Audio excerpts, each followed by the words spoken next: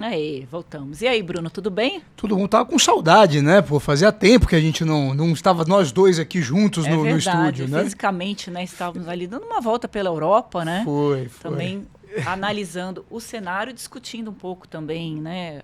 Tudo que está acontecendo fora do país e que tem impactos aqui. Também bebendo vinho também, que a gente não é de ferro, né, Bruno? Precisa, né? Exatamente. Até para aguentar a eleição no Brasil, precisa de um vinhozinho, né? Muito, agora é correr atrás do prejuízo. Bruno, eu fiz toda essa introdução porque é algo que tem se falado muito, né? As propostas não são debatidas na eleição. É claro que a gente ainda está no momento de pré-campanha, né? As coisas ainda estão se colocando, mas, ao mesmo tempo, os economistas estão fazendo ali um alerta praticamente diário. Espera aí, a gente precisa falar sobre este assunto, sobre economia. Não dá para a eleição ficar polarizado o tempo todo e só se ficar atacando, né, Lula ou Bolsonaro. Tem um tema aqui que vai custar caro para o país se a gente não discutir nos próximos 4 anos. Você que sabe tudo de pesquisa, o eleitor quer ouvir esse assunto ou ele só quer mesmo a confusão e aquele clima ali de bateu, levou das redes sociais? Olha, Andresa, o eleitor, quando você, principalmente nos grupos de foco, né, os grupos qualitativos que a gente faz muito aí pelo Brasil, quando você esmiuça e conversa com o eleitor, é evidente que ele quer ouvir alguma coisa, ele quer ouvir proposta, ele está interessado em saber o que as pessoas pensam. O fato é que as propostas que são colocadas, de maneira muito geral, são extremamente genéricas. Né? Se você começar a conversar com qualquer pessoa, vai falar, eu quero que melhore a saúde, quero que melhore a segurança, quero que melhore a educação. Mas melhorar como? O que precisa ser feito? Como que se faz esse ajuste no país? A gente pode discutir numa campanha a questão, por exemplo, eu lembro em 2006, o Cristóvão Buarque começou a lançar uma tese da federalização da educação no Brasil.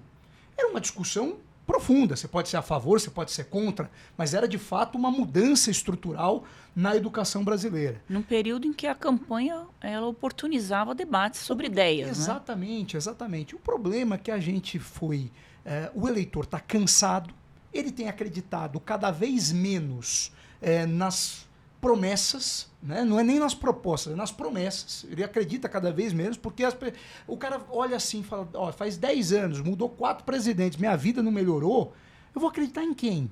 Né? O que está... Aonde que eu me agarro em alguma esperança?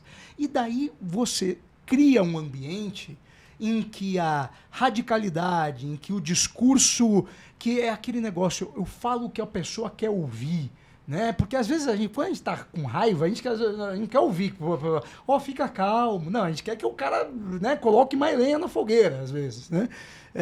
E é nesse sentido que o eleitor acaba se apegando a discursos um pouco mais firmes, mais rígidos e com propostas que parecem ser salvadoras, mas que precisam ser explicadas para as pessoas. Como que isso pode acontecer?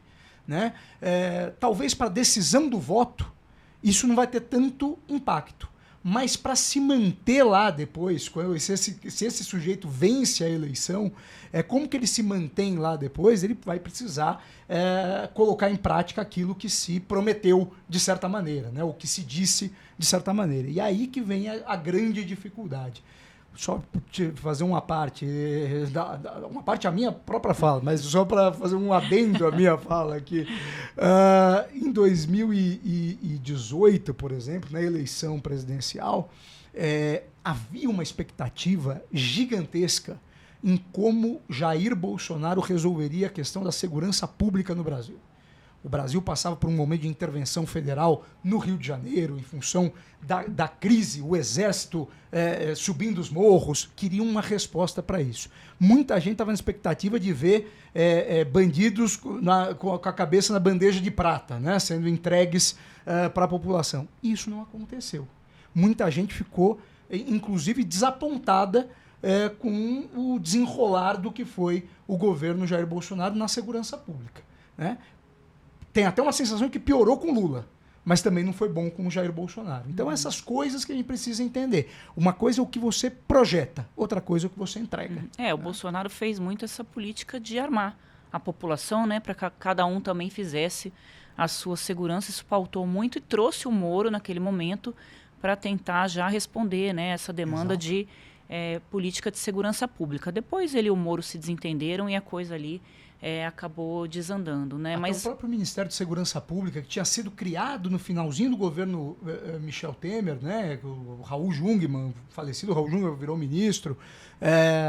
Bolsonaro acabou com aquele ministério, queria fazer uma repactuação. No final das contas, pouco se andou, né, nessa questão da segurança pública. Muito nessa questão. Arma a população, não arma a população. Mas do ponto de vista estrutural da segurança, o que se fazer, isso não andou. Né? É verdade. Mas ainda se tinha um debate, né, nessa época dessa eleição Exato. que o Bruno está citando. Era bem a época da Lava Jato, né, Bruno? Sim. Em que também o combate à corrupção era algo que estava ali em pauta. Nessa eleição aqui, eu estou com um pouco de dificuldade de achar um tema. Claro, a gente fala de segurança pública, mas é um tema de sempre, porque é algo que o Brasil não consegue enfrentar. O Donald Trump deu uma pautada também nesse assunto, quando ele traz a classificação das facções criminosas como grupos terroristas. Então, isso foi uma pauta importante ali para a candidatura do Flávio Bolsonaro, mas não é um tema que a gente sempre procura. Qual é o tema desta eleição? Segurança pública, educação, economia são sempre temas de todas as eleições. Dessa vez parece que não tem um assunto em si, né? Só queria antes de passar para você, eu citei essa entrevista, essa palestra que o Stuhlberger deu, né, nesta semana, e ele, eu olho para cá? É isso. Que ele deu essa semana e ele disse, né, essa questão do crescimento, né, falou muito dessa questão da economia, que são vários economistas que estão alertando sobre isso. O governo tem feito muitos gastos aí para conseguir votos, né, uma campanha descarada do governo para conseguir votos, e depois quem é que vai pagar essa conta? É isso que a gente vai ver, somos todos nós, né, num sacrifício aí de um país inteiro para poder eleger uma candidatura, de um crescimento médio real muito medíocre, né, com relação a outros governos, e que ele diz o seguinte, estou tentando achar a frase dele, ele fala que nunca se viu, não, esse aqui foi o pessoal do agro que eu tive ontem também, que está bastante, ele fala assim, que a gente está vivendo uma situação fiscal horrorosa e um governo péssimo. E eu tive ontem, jantei com o pessoal que gosta de uma picanha às 10 horas da noite, né? Então, hoje está um pouco difícil, mas jantei com o pessoal ali da turma da soja e do milho, né? Que é uma grande commodity do Brasil. A gente exporta muito para a China, né? Principalmente, Bruno. E eles estão bastante críticos com relação ao atual governo, principalmente com relação à taxa de juros. Dizem que o setor está parado, que você tem maquinários aí, né, no pátio, assim, nas fazendas, e que isso está muito visível, assim,